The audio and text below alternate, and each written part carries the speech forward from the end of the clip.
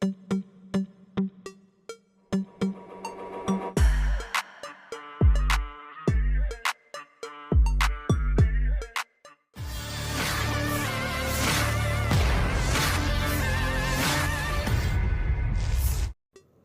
bersenjata Rusia menggunakan senjata artileri dan granat dalam menggempur posisi tentara Ukraina. Selain personel, Rusia juga menargetkan peralatan tempur musuhnya.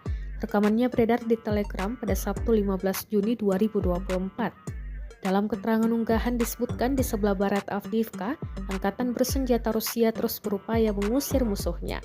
Video ini mengilustrasikan 3 aspek pekerjaan. Serangan round 1 tepat pada bangunan tempat pasukan Ukraina bersembunyi.